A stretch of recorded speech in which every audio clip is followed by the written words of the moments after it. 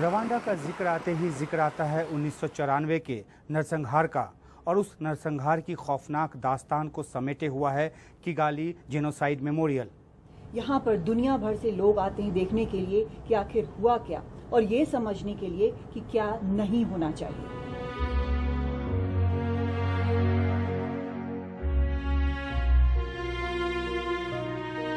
Genocide memorial आने वाले सभी विजिटर्स को नरसंहार में किसी तरह बच गए लोगों की खौफनाक यादों से रूबरू कराया जाता है।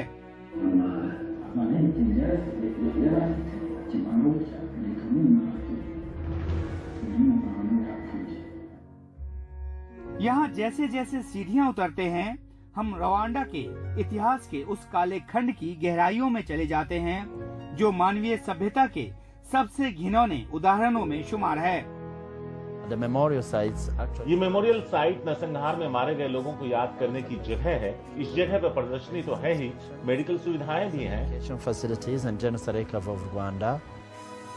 रवांडा की आबादी में करीब 85% हुतू रहे हैं, लेकिन राजतंत्र के रूप में लंबे समय तक देश पर अल्पसंख्यक तुत्सी समुदाय का दबदबा रहा।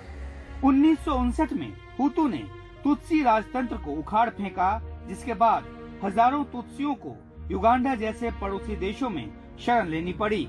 इसके बाद तुत्सियों ने एक विद्रोही संगठन रवांडा पैट्रियट फ्रंट (RPF) बनाया।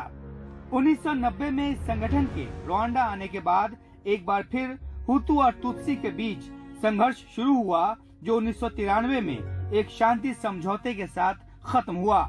लेकिन इसके बाद जो हुआ उसके निशान इस मेमोरियल में देखे जा सकते हैं।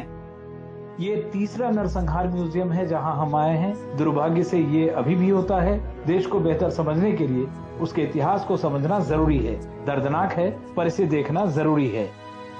6 अप्रैल 1994 को रवांडा के तब के राष्ट्रपति जुवेनल हाबियारिमाना और बुरुंडी के राष्ट्रपति कैप्रियल नतारियामीरा को ले जा रहा विमान किगाली में गिरा दिया गया। विमान में सवार सभी की मौत हो गई। विमान हुतू चरमपंथियों ने गिराया या तुत्सियों के विद्रोही संगठन ने, इसका फैसला नहीं हो पाया। लेकिन विमान में सवार दोनों देशों के राष्ट्रपति हुतू समुदाय से आते थे, लिहाजा शक तुत्सी समुदाय के लोगों पर जताया गया। फिर नरसंहार का सिलसिला शुरू हो गया। किगाली जेनोसाइड म्यूजियम में नरसंहार की पूरी दास्तान के साथ साथ उन हथियारों को भी प्रदर्शित किया गया है जिसके जरिए नरसंहार को अंजाम दिया गया। इसमें बंदूक भी है और तेज धार वाले हथियार, जिसमें लकड़ी और कुदाल जैसी चीजें भी हैं। 100 दिनों तक चले इस नरसंहार में 10 लाख से अधिक लोग मारे गए। नफरत ऐसी फैली थी कि हुतू समुदाय के पतियों ने तुत्सी समुदाय की अपनी पत्नियों तक की हत्या से गुरेज नहीं किया। किगाली जेनोसाइड मेमोरियल में ये पता चलता है परत दर परत कि कैसे नरसंहार यहाँ पर रवांडा में हुआ। ऐसा नहीं है कि पहले किसी को अंदाजा नहीं था। धीरे धीरे छोटी छोटी घटनाओं से शुरू हुआ ये सब कुछ, फिर बढ़ता गया और 1994 में जो हुआ वो दुनिया ने देखा। लेकिन दुनिया ने सिर्फ देखा, उसे पहचाना नहीं, न रोकने की कोई कोशिश की। ऐसा नहीं कि किसी ने आगाह नहीं किया था। विचलित कर देने वाली तस्वीरों से पटे पड़े इस मेमोरियल में एक सेक्शन ऐसा भी है जहां नरसंहार में मारे गए लोगों के नरमुंडों को रखा गया है, उनकी व्यक्तिगत चीजों के साथ। नरसंहार के शिकार लाखों लोगों की तस्वीर मिलना नामुमकिन है। जिनकी मिल सकी उनको ही यहाँ प्रदर्शित किया गया है। इनमें बच्चों की तस्वीरें भी शामिल हैं जो क्रूरता के शिकार हुए। दूधमुहे बच्चों से लेकर किशोर उम्र तक के बच्चों की तस्वीरें अंदर से झकझोर देती हैं। किगाली जेनोसाइड मेमोरियल आकर इस बात का एहसास होता है कि नफरत, प्रोपेगेंडा और एक समुदाय को दूसरे के खिलाफ खड़ा करने का नतीजा कितना भयावह होता है। 1994 में रवांडा में हुतू समुदाय को जिस तरीके से तुत्सी समुदाय के खिलाफ खड़ा किया गया और जिसकी वजह से तकरीबन 10 से 12 लाख लोगों की नृशंस हत्या की गई, उनमें से करीब 2.5 लाख लोगों के शवों को यहाँ कब्र में जगह मिली, बाकियों को शायद वो भी नहीं। नेवर अगेन यानी फिर कभी नहीं। रवांडा के लोगों ने इन 2 शब्दों की मानो गांठ बांध ली है। नरसंहार के समय से जुड़े हर स्मारक पर ये 2 शब्द लिखे मिलते हैं। रवांडा की राजधानी किगाली शहर का होटल मिल कोलिंस ये सिर्फ होटल नहीं बल्कि एक ऐतिहासिक इमारत भी है। 1994 में नरसंहार के दौरान 1200 से ज्यादा लोगों ने यहाँ शरण लेकर अपनी जान बचाई। शरण लेने वालों में अधिकतर तुत्सी समुदाय के थे, लेकिन वो उदारवादी हुतू भी थे जिनकी जान खतरे में थी। इसी एक घटना को लेकर हॉलीवुड की एक फिल्म भी बनी है जिसका नाम है होटल रवांडा।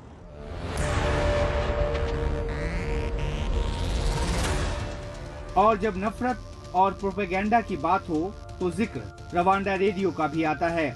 1994 नरसंहार के दौरान रेडियो से ऐलान किया जाता था तिलचट्टों को साफ करो और भी ऐसी बातें जिनका मतलब था तुत्सियों को मारो। They could also use very terrifying names like तुत्सियों के लिए खराब से खराब शब्द इस्तेमाल किए जाते थे, सांप से लेकर मगरमच्छ तक। मकसद उनको बुरा बताकर उनको मारने के लिए लोगों को उकसाना था। discriminate the Tutsi ethnicity.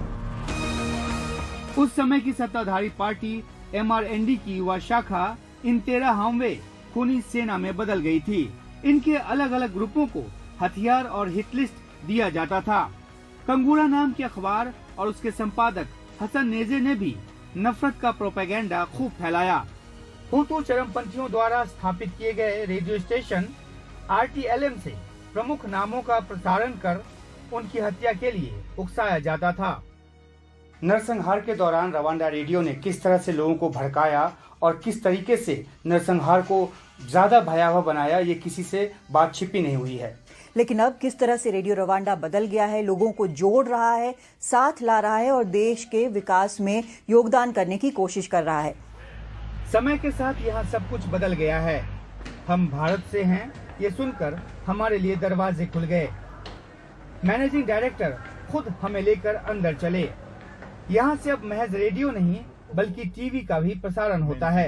The Rwanda Television, this is the production studio. So we have a production studio and we have a news studio for the main channel. So the main channel is called the Rwanda Television. अब यहाँ काम करने वाले पत्रकार प्रशिक्षित और पेशेवर हैं। नफरत और प्रोपेगेंडा की वजह से रवांडा को कैसी भारी कीमत चुकानी पड़ी, इसका एहसास इन सबको है। Genocide destroyed this country just in a bad way. It was terrible. नरसंहार ने इस देश को बुरी तरह बर्बाद कर दिया है, लेकिन अब रेडियो रवांडा में प्रोफेशनल पत्रकार हैं, बढ़िया नेतृत्व भी है। वो सब कुछ किया जा रहा है ताकि रवांडाई नागरिक अलग अलग तरह से विकास कर पाएं। Everything so that Rwandans can develop in different ways. 1994 के नरसंहार और उसके पहले के समय के बहुत सारे ऐसे ऑडियो और वीडियो रिकॉर्डिंग्स हैं जो पुराने फॉर्मेट में हैं और यहाँ रवांडा रेडियो के दफ्तर में उन तमाम फुटेजेस को डिजिटल फॉर्म में बदलने की प्रक्रिया चल रही है। इस काम को भारत की एक कंपनी मीडिया गुरु अंजाम दे रही है। दरअसल रवांडा में भारतीय अलग अलग क्षेत्रों में बड़ी भूमिका निभा रहे हैं। उनकी बात ब्रेक के बाद।